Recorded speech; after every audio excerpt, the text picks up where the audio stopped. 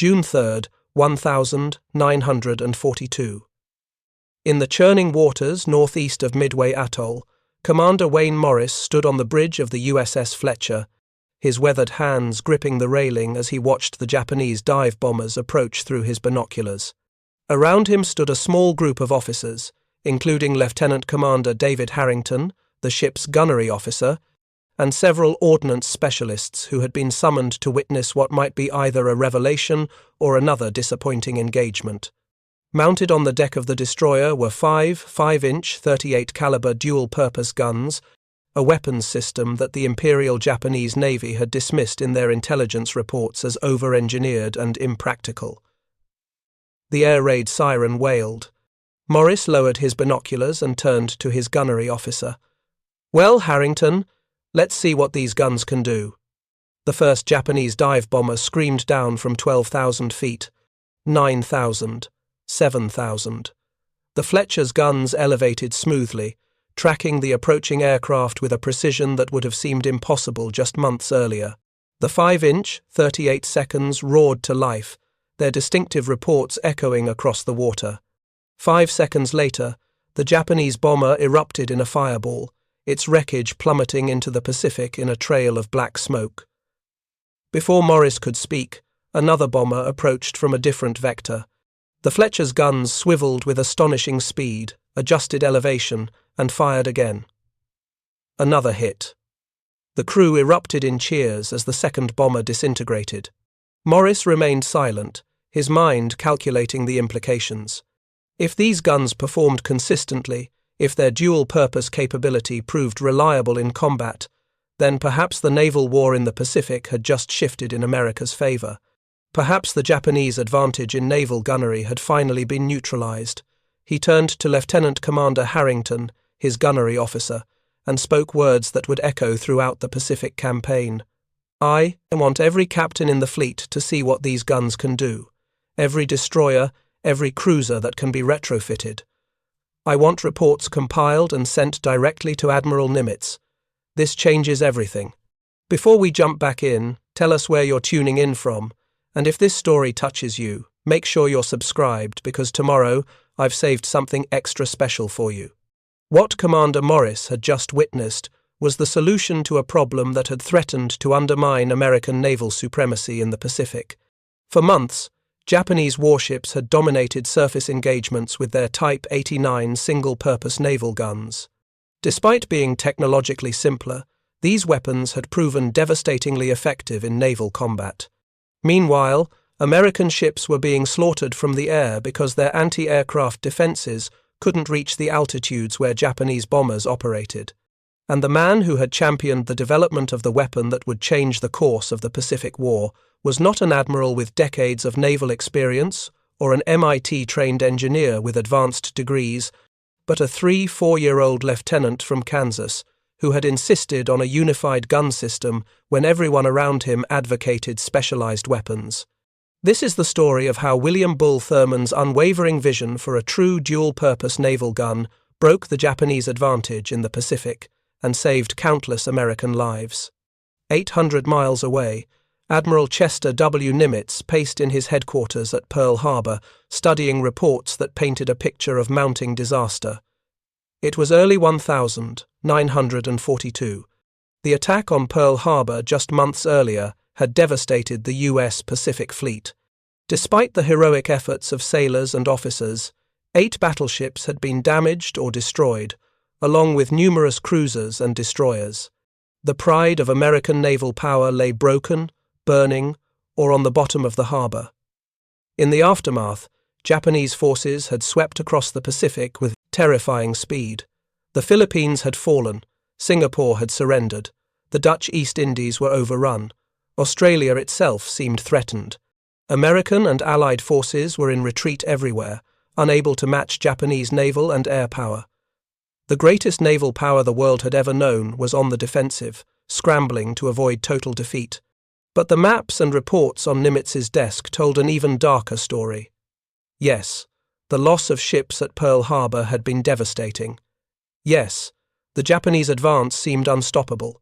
But what truly kept the Admiral awake at night was a problem more fundamental and more difficult to solve. American warships, when they did engage the enemy, were being outfought. The grand strategy, carefully developed over years of planning, called for American industrial might to overwhelm the Japanese Empire. The United States would build ships faster than Japan could sink them, planes faster than Japan could shoot them down. Overwhelming material superiority would eventually turn the tide. Within 2 years, the U.S. Navy would field twice as many ships as the Imperial Japanese Navy. Within 3 years, 3 times as many.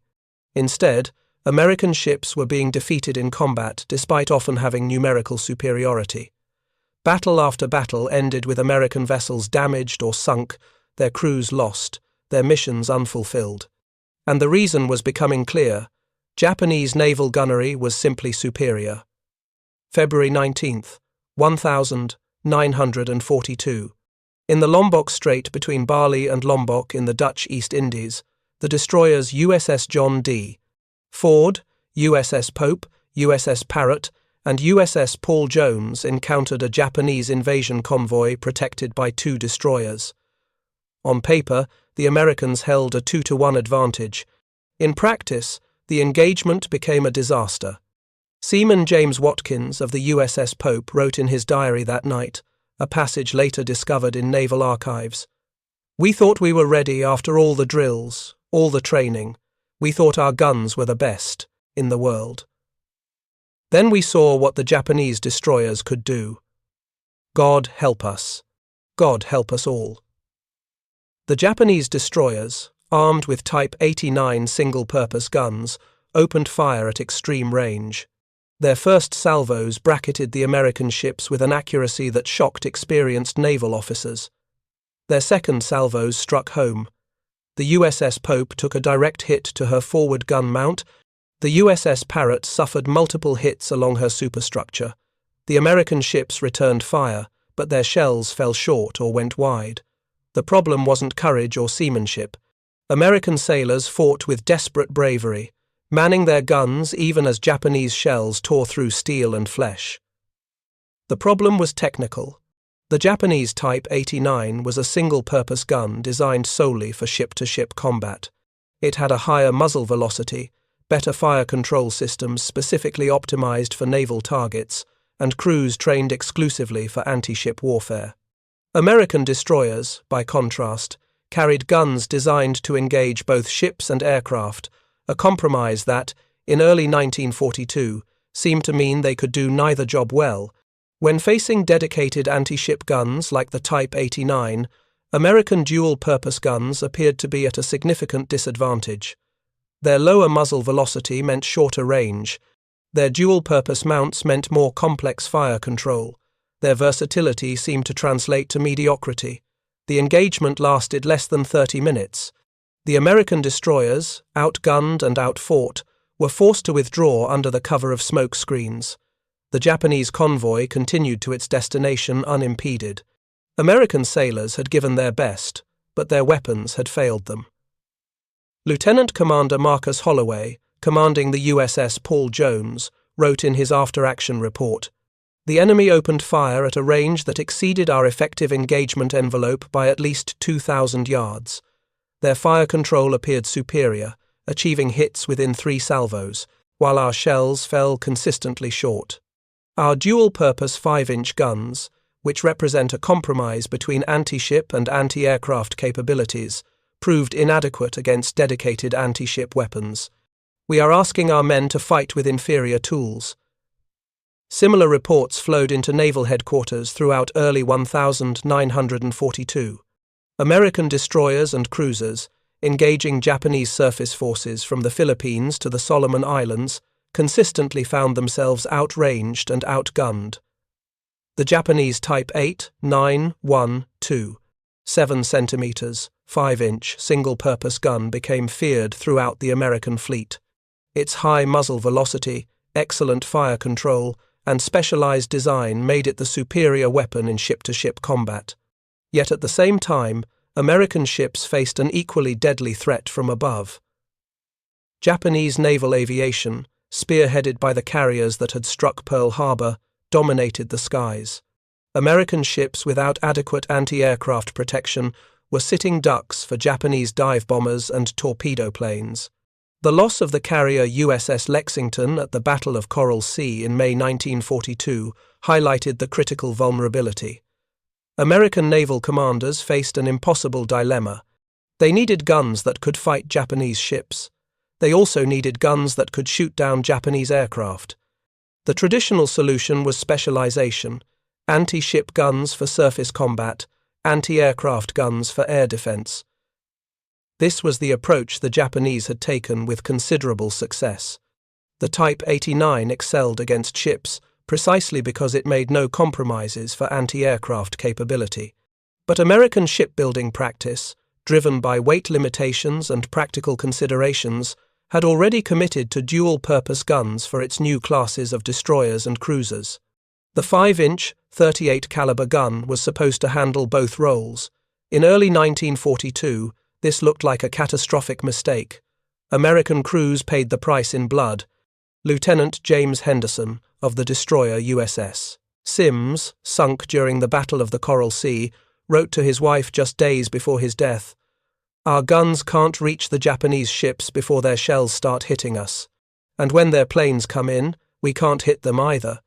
It's like bringing a knife to a gunfight, except we're fighting against both rifles and machine guns." The letter, delivered after Henderson's death, eventually found its way to the Naval Historical Center, a poignant testimony to the crisis American naval forces faced in those dark early days of the Pacific War.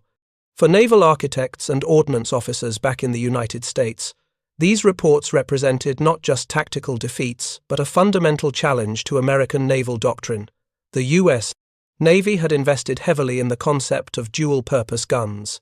If this approach was fundamentally flawed, as combat experience seemed to suggest, then the hundreds of ships under construction, the destroyers, cruisers, and aircraft carriers that would form the backbone of the American counteroffensive might all be fatally compromised. The man who found himself at the center of this crisis was not a famous admiral or a celebrated engineer. He was a 3-4-year-old lieutenant named William Bull Thurman, serving as a gunnery liaison officer at the Bureau of Ordnance in Washington, D.C. Thurman was nobody special in the vast hierarchy of the U.S. Navy. He held no advanced degrees in engineering or physics. His background was utterly ordinary, the kind of American biography repeated thousands of times across the armed forces.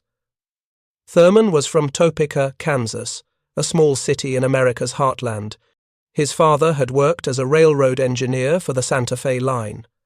William had attended local public schools, graduating from Topeka High School in 1926.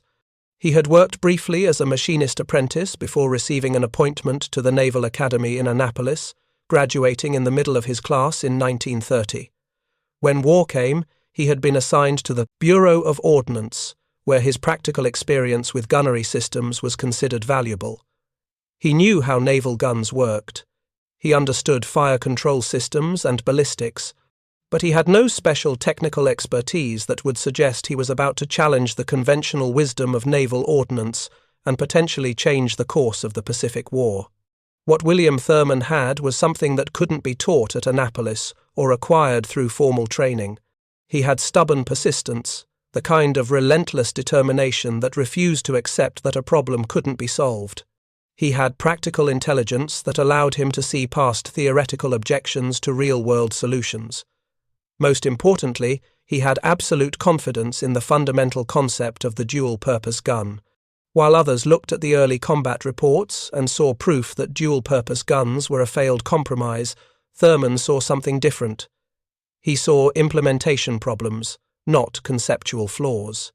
He saw technical challenges that could be overcome, not fundamental limitations that had to be accepted. In early March 1942, during a routine meeting at the Bureau of Ordnance, Thurman found himself increasingly frustrated as senior officers discussed the inherent limitations of dual-purpose guns and the need to perhaps reconsider the entire concept.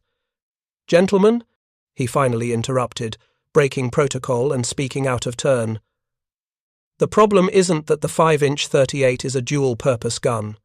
The problem is that it's not yet a good enough dual-purpose gun." The room fell silent.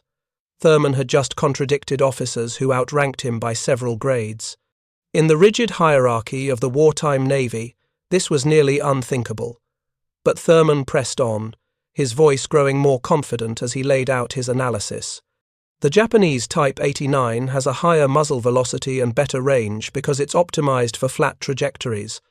But that same characteristic makes it nearly useless against aircraft. Our 5-inch, 38, can elevate to 85 degrees, but its fire control system isn't keeping up with high-speed aircraft. This isn't a problem with the dual-purpose concept, it's a problem with implementation. Admiral William Spike Blandy, who was overseeing the meeting, studied Thurman thoughtfully. Instead of reprimanding the lieutenant for his breach of protocol, he asked a simple question. "What would you suggest, Lieutenant?" Thurman didn't hesitate. "We need to revolutionize the fire control system, sir. The gun itself is sound. What's letting us down is the ability to calculate firing solutions rapidly enough for both surface and air targets. We need a system that can shift seamlessly between anti-ship and anti-aircraft modes, that can calculate complex ballistic solutions in real time. Preparing and narrating this story took us a lot of time, so if you are enjoying it, subscribe to our channel, it means a lot to us. Now back to the story.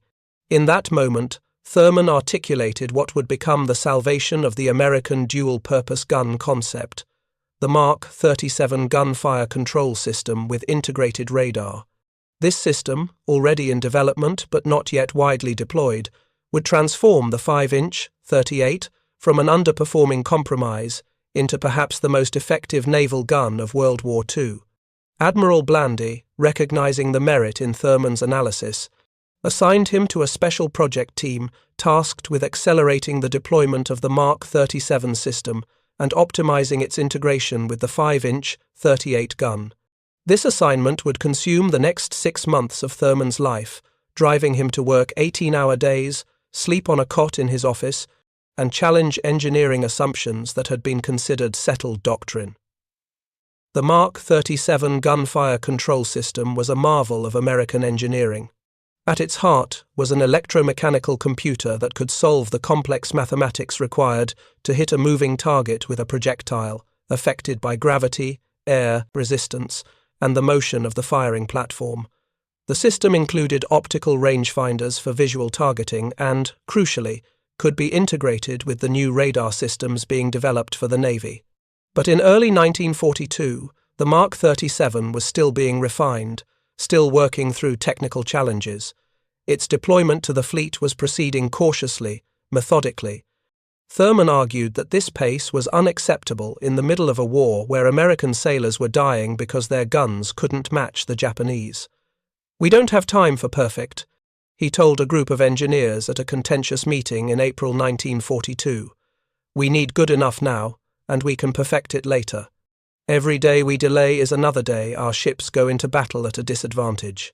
This approach, prioritizing rapid deployment over perfection, ran counter to the engineering culture of the Navy, which traditionally favored thorough testing and validation before fleet introduction. But the desperate situation in the Pacific provided urgency that overcame institutional caution. Thurman's team identified several critical improvements that could be implemented quickly. The radar integration was the most important. Early versions of the Mark 37 relied primarily on optical rangefinding, which was subject to visibility limitations. By accelerating the integration of the new Mark IV radar, the system could track targets regardless of weather, smoke, or darkness.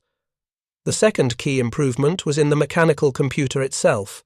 By refining the gearing and adding additional function generators, the accuracy of ballistic calculations could be improved significantly. This was painstaking mechanical engineering, requiring precise machining and careful calibration.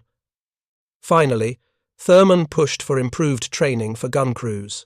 The most sophisticated fire control system in the world would be useless if sailors couldn't operate it effectively under combat conditions. He developed new training protocols that emphasized rapid transitions between surface and air targets, realistic drill scenarios, and integration of radar data into firing solutions. These improvements weren't revolutionary in themselves. None involved fundamental breakthroughs or novel technologies. What made them significant was the relentless focus on making the dual-purpose concept work in practice, not just in theory. Thurman refused to accept the conventional wisdom that you couldn't have a gun that excelled against both ships and aircraft. By May 1942, the first improved Mark 37 systems were being installed on Fletcher-Class destroyers preparing to deploy to the Pacific. These ships, with their 5.5-inch 38 dual-purpose guns controlled by the enhanced Mark 37 Director, would become the testbed for Thurman's vision. The process was not without setbacks. Technical problems emerged during installation. Training programs had to be revised repeatedly as experience revealed gaps or inefficiencies. Some senior officers remained skeptical, arguing that the resources being poured into improving dual-purpose systems would be better spent on specialized weapons. Thurman fought these battles with the same determination he brought to the technical challenges. He collected combat data meticulously, building a case for the dual-purpose approach. He formed alliances with influential officers who shared his vision. He worked directly with gun crews, understanding their practical challenges and incorporating their feedback into further improvements. The tide began to turn in June 1942. The Battle of Midway, while primarily an aircraft carrier engagement, included several surface actions where American destroyers, equipped with the improved 5-inch 38 systems, demonstrated significantly better performance against both Japanese ships and aircraft. The data was preliminary and the sample size small, but for the first time, American guns were matching their Japanese counterparts. One engagement in particular caught the attention of senior commanders. The destroyer USS Monson, equipped with the enhanced Mark 37 system, successfully engaged and damaged a Japanese destroyer at a range previously thought beyond the effective reach of the 5-inch 38. Hours later, the same gun crews shot down 2 Japanese dive bombers attacking the American carrier force. This dual capability, the ability to effectively engage both surface and air targets with the same weapon system, was precisely what the dual-purpose concept had promised, but had previously failed to deliver consistently. Now, with Thurman's improvements to the fire control system, that promise was beginning to be fulfilled. Admiral Nimitz, receiving reports of the improved performance, ordered an acceleration of the upgrade program. Every Fletcher-class destroyer deploying to the Pacific would receive the enhanced Mark 37 system and intensive crew training before joining the fleet. Ships already in theater would be rotated back for upgrades as operational requirements permitted.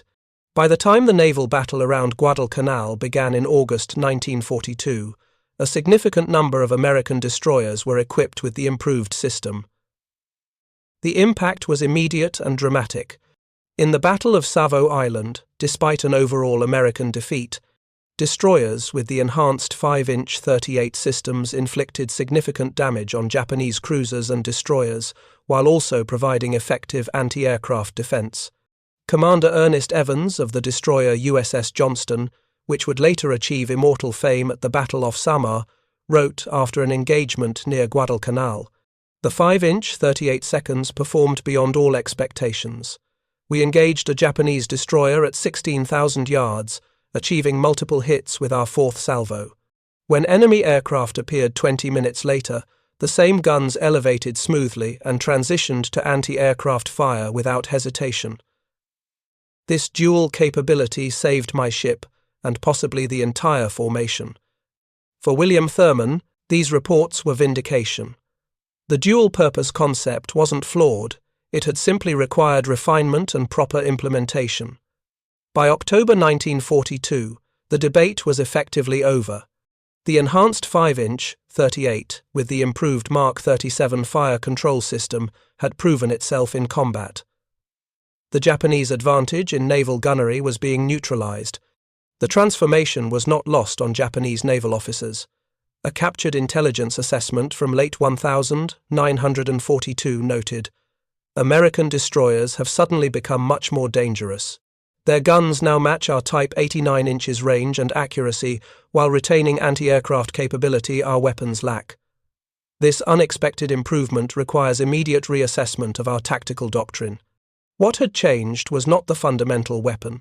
The 5-inch, 38 gun itself remained largely the same as it had been at Pearl Harbor. What had changed was the fire control system, the brains that directed the weapon and the training of the crews that operated it. Together, these improvements had transformed a promising but underperforming concept into a war-winning reality. The transformation of the 5-inch, 38 caliber gun from an underperforming compromise into a war-winning weapon did not happen overnight. The technical improvements Thurman championed were only the beginning. The true test would come in the brutal naval battles of late 1942 and early 1943, when American destroyers and cruisers faced the full might of the Imperial Japanese Navy in the waters around Guadalcanal. The Solomon Islands campaign, centered on the struggle for Guadalcanal, became the proving ground for Thurman's enhanced dual-purpose system. The Japanese, determined to recapture the island and its strategic airfield, committed significant naval forces to the campaign. Night after night, Japanese warships bombarded American positions on the island. Day after day, Japanese aircraft attacked American ships, bringing supplies and reinforcements.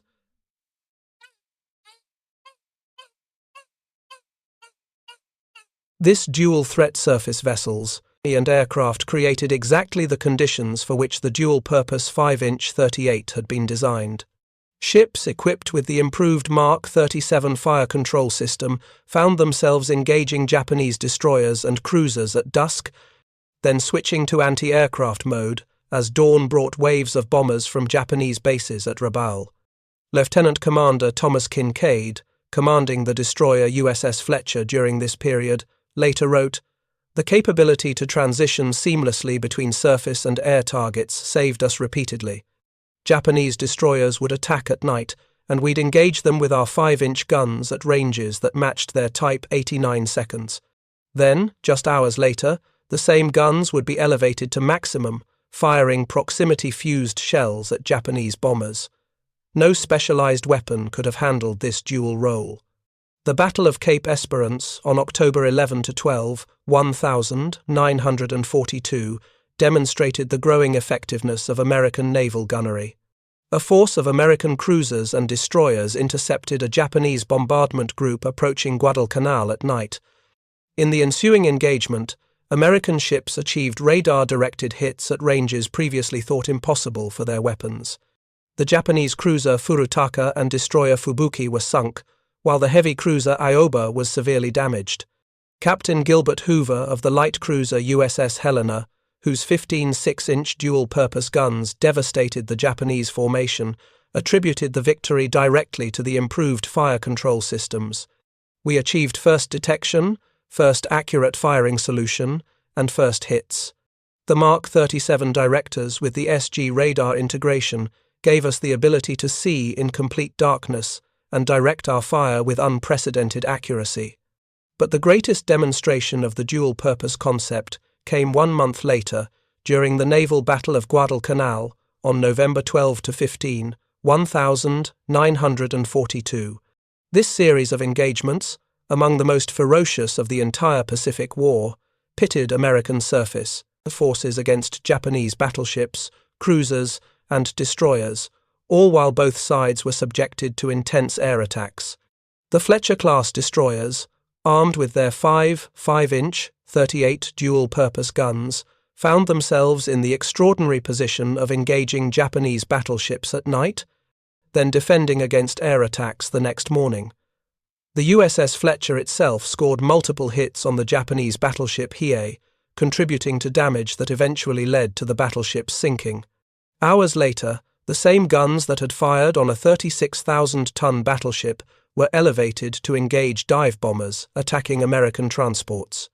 This versatility, the ability to effectively engage targets ranging from the largest surface vessels to the fastest aircraft, vindicated Thurman's vision of what the dual-purpose concept could achieve. A Japanese naval officer, Lieutenant Commander Tamechi Hara, who survived the battle and later wrote a memoir titled Japanese Destroyer Captain, observed, "The American 5-inch guns seemed to be everywhere at once. When we engaged their destroyers, their fire was accurate beyond what we had experienced earlier in the war. When our aircraft attacked the next day, the same guns created a wall of flak that our pilots described as impenetrable. It was as if they had twice as many guns as they actually carried. As 1942 gave way to 1,943, the impact of the improved dual-purpose system became increasingly evident in combat statistics.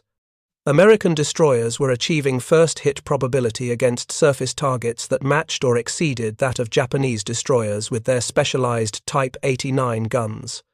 Against aircraft, the 5-inch .38 was proving lethal, especially after the introduction of the proximity fuse in early 1943, an innovation that allowed shells to detonate when near an aircraft, rather than requiring a direct hit. For William Thurman, now promoted to Lieutenant Commander in recognition of his contributions, these combat reports provided a steady stream of validation. The dual-purpose concept wasn't just working, it was excelling. Ships equipped with the 5-inch, .38 and enhanced Mark 37 directors were outfighting Japanese vessels with specialized weapons. The Bureau of Ordnance, once skeptical of Thurman's insistence on the viability of the dual-purpose approach, now embraced it fully. The Mark 37 fire control system, with its radar integration and improved mechanical computer, became the standard for all new construction and was retrofitted to existing ships as quickly as production allowed. But the true testament to Thurman's vision came not from official reports or commendations, but from the letters and testimonials of sailors whose lives had been saved by the improved system. A gunner's mate from the USS Nicholas wrote to the Bureau of Ordnance in April 1943, "I don't know who designed these guns and the fire control system, but they saved my ship and my life. We engaged a Japanese cruiser that outweighed us by thousands of tons, and our 5-inch shells hit him repeatedly. 3 hours later, we shot down 2 Betty bombers that would have sunk us for certain. Whoever figured out how to make one gun do both jobs deserves a medal from every man in this fleet." The letter was forwarded to Thurman, who kept it folded in his pocket for the remainder of the war, a simple acknowledgement that meant more to him than any official recognition. By mid-1943, the strategic situation in the Pacific had transformed. American industrial might was making itself felt with hundreds of new ships joining the fleet. The carrier battles of 1,942 Coral Sea, Midway, Eastern Solomons, Santa Cruz had broken the offensive power of Japanese naval aviation. The grinding attrition around Guadalcanal had decimated the elite Japanese surface forces. The tide was turning, and the 5-inch, .38 dual-purpose gun was playing a crucial role in that turnaround. Japanese naval officers, in reports captured later in the war, increasingly cited the effectiveness of American naval gunfire as a decisive factor in engagement outcomes. Ships that had once been considered outgunned by their Japanese counterparts were now dominating surface actions. In Washington, naval planners who had once debated abandoning the dual-purpose concept now embraced it enthusiastically. The next generation of destroyers, the Sumner and Gearing classes, would carry 6 5-inch .38 guns in twin mounts, all controlled by the Mark 37 system. Cruisers would transition to the 5-inch .38 as their secondary armament, replacing earlier dedicated anti-aircraft guns. The evolution continued with the introduction of the VT proximity fuse, one of the war's most closely guarded secrets. This device, a tiny radio transmitter and receiver in the nose of each shell, would detonate the projectile when it came within lethal range of an aircraft, effectively increasing the lethal radius of each shell by a factor of 10 or more. When combined with the improved Mark 37 fire control system, the proximity-fuzzed 5-inch .38 became perhaps the most effective anti-aircraft gun of the war. During the Battle of the Philippine Sea in June 1944, American cruisers and destroyers created a wall of flak that Japanese pilots called Steel Rain. Of the 474 aircraft Japan committed to the battle, 243 were shot down, many by the 5-inch .38 guns that once had been considered inadequate for either surface or air targets. William Thurman, now serving as gunnery officer aboard the heavy cruiser USS Baltimore, witnessed the culmination of his work during this battle. The Baltimore's secondary battery of 12 5-inch 38 guns, controlled by enhanced Mark 37 directors, shot down 17 Japanese aircraft while simultaneously engaging a Japanese destroyer that had broken through the screen.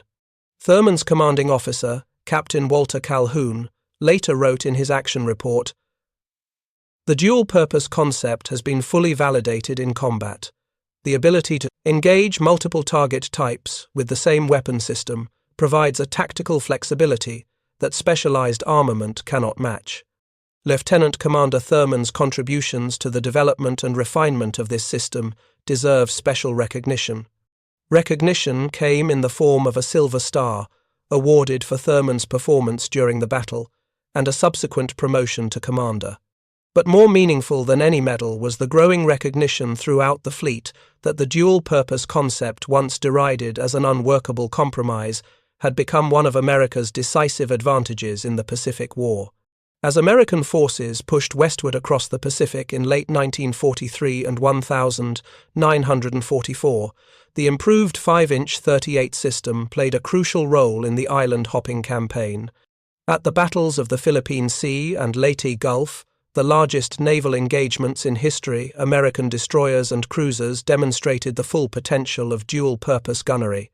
At Leyte Gulf, the destroyer USS Johnston, part of the small escort carrier group known as Taffy 3, found itself in the extraordinary position of engaging Japanese battleships and heavy cruisers with its 5-inch 38 guns. Despite the massive disparity in firepower, the Johnston scored multiple hits on the heavy cruiser Kumano and the battleship Kongo before being overwhelmed by Japanese fire. The Johnston's commanding officer, Commander Ernest Evans, posthumously awarded the Medal of Honor, had trained his gun crews relentlessly in the techniques Thurman had championed: rapid transition between target types, effective use of radar data, and aggressive maneuvering to maximize the effectiveness of the 5-inch 38 guns. For the Japanese, the transformation of American naval gunnery was a shocking reversal. Admiral Takeo Kurita, commanding the powerful center force at Leyte Gulf, later wrote, "The American destroyers attacked with suicidal courage. Their gunnery was precise even as they maneuvered at high speed. They achieved hits at ranges we had thought impossible for such small vessels." What made this performance all the more remarkable was that the same guns that engaged Japanese capital ships in the morning were elevated to engage kamikaze aircraft in the afternoon. This versatility, the ability to handle wildly different target types with equal effectiveness, represented the full realization of the dual-purpose concept. For Japanese naval engineers, who had committed fully to specialized weapons like the Type 89, this American capability represented a paradigm shift they could not match. By 1944, Japanese shipbuilding was severely constrained by material shortages and industrial damage from American bombing. They lacked the resources to develop, test, and deploy a comparable dual-purpose system. A captured Japanese intelligence assessment dated September 1944 acknowledged this reality. American destroyers now outgun our comparable vessels, despite carrying fewer total weapons. Their ability to engage both ships and aircraft with the same mount gives them an effective firepower that would require twice as many specialized weapons to match.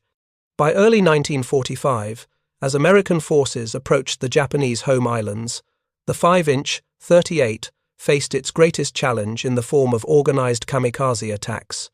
These suicide aircraft, often flown by minimally trained pilots, presented a difficult target for traditional anti-aircraft defenses. They approached at high speed, often from multiple directions simultaneously, and required only a single hit to complete their mission. Against this threat, the dual-purpose capability of the 5-inch 38 proved invaluable. Ships could maintain a continuous barrage at long range, while still keeping guns available for last-minute defense against aircraft that broke through the outer screen.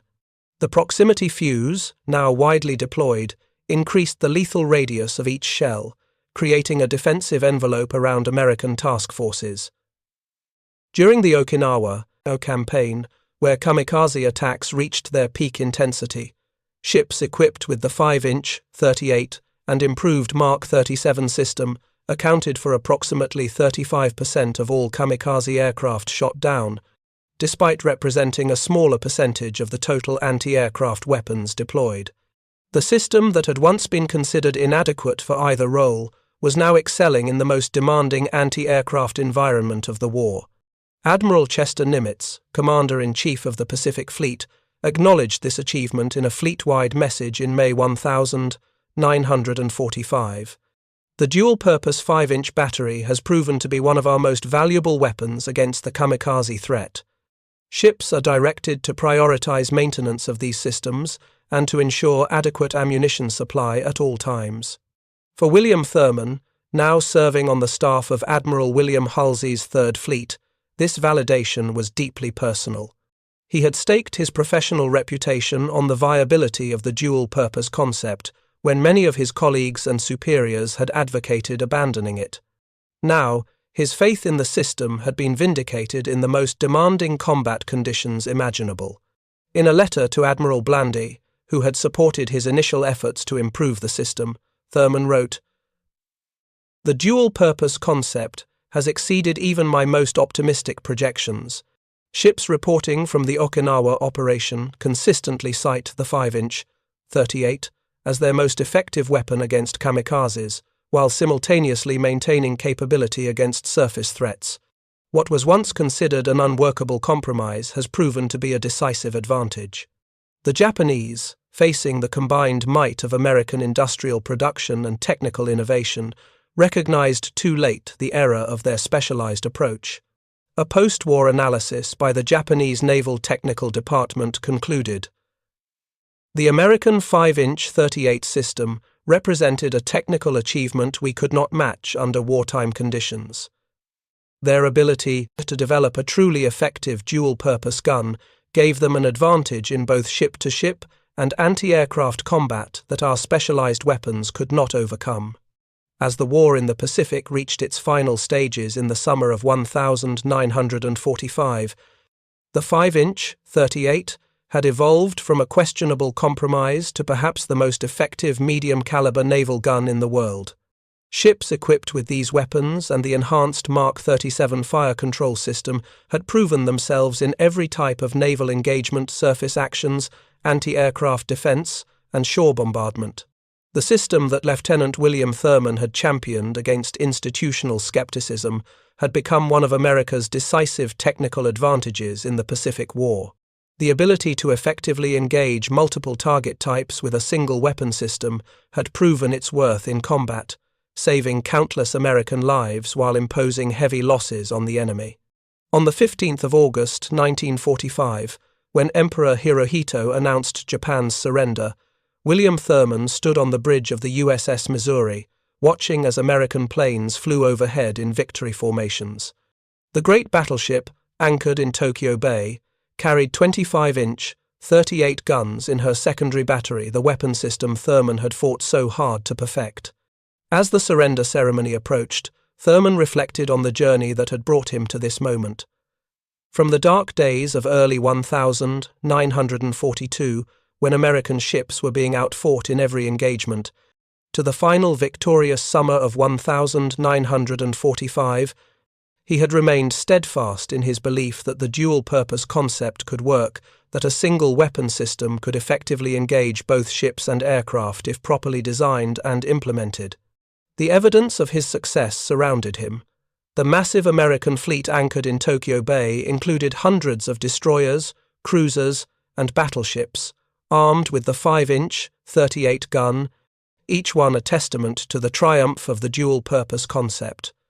The weapon that had once been dismissed as an unworkable compromise had helped win the greatest naval war in history. After the war, Thurman's contributions received formal recognition. He was awarded the Legion of Merit for his work on the Mark 37 fire control system and promoted to captain. His approach to naval gunnery became standard doctrine, taught to generations of naval officers at the Naval Academy and War College. But the true measure of his achievement lay not in medals or promotions, but in the ships saved and the lives spared by his unwavering commitment to a concept many had dismissed. The dual-purpose gun, perfected through his efforts, had proven itself in the crucible of combat, meeting challenges its critics had thought impossible. In a post-war interview, Thurman was asked what had driven him to persist when so many experts had advised abandoning the dual-purpose approach. His answer captured the practical American ingenuity that had characterized his work. "I never believed we had to choose between effectiveness against ships or effectiveness against aircraft. I believed we could have both if we were smart enough, determined enough, and willing to challenge our own assumptions. This philosophy, the refusal to accept false dichotomies or unnecessary compromises, exemplified the American approach to technical challenges during World War II. When faced with seemingly impossible problems, American engineers, scientists, and military officers repeatedly found ways to overcome them through a combination of technical innovation, practical experimentation, and sheer determination. The legacy of William Thurman's work extended far beyond the end of World War II. The 5-inch, 38-gun remained in service with the U.S. Navy until the 1992, serving aboard destroyers, cruisers, and battleships through the Korean War, the Vietnam War, and the Cold War. More than 2,000 of these weapons were manufactured, equipping hundreds of ships over a service life spanning more than 5 decades. Dual-purpose concept Thurman championed became standard doctrine for naval gunnery worldwide. Modern naval guns, like the 5-inch, 54-caliber Mark 45 gun that eventually replaced the 5-inch, 38, are all dual-purpose weapons capable of engaging both surface and air targets with equal effectiveness. The specialized approach the Japanese had favored with their Type 89 guns has been abandoned by every major navy. Captain William Bull Thurman retired from the Navy in 1960 after 30 years of service.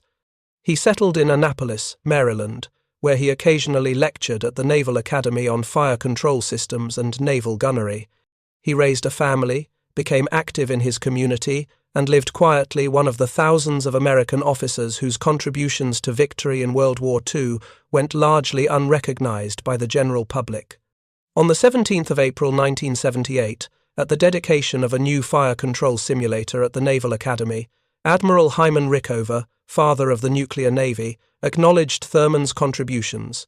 Captain Thurman's work on the 5-inch 38 system reminds us that victory in war often depends not on grand strategy or heroic charges, but on getting the technical details right. His persistence in perfecting the dual-purpose concept saved countless American lives and helped secure our victory in the Pacific.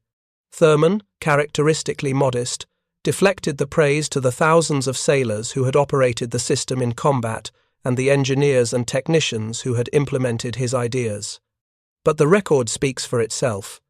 The transformation of the 5-inch, 38 from an underperforming compromise to a war-winning weapon was due in large part to his vision, persistence, and technical insight.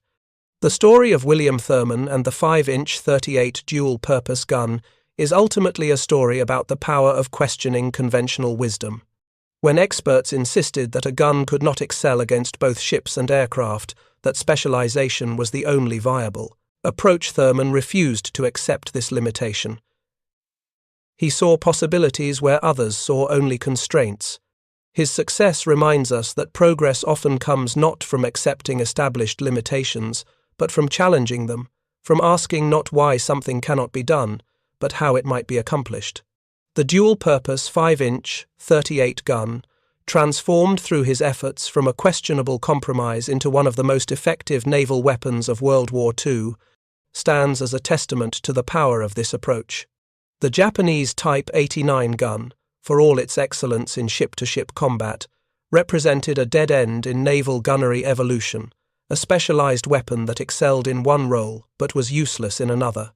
The American 5-inch, 38, with its ability to effectively engage any target it might encounter, represented the future a versatile system that gave ships the flexibility to meet multiple threats without compromising effectiveness against any of them.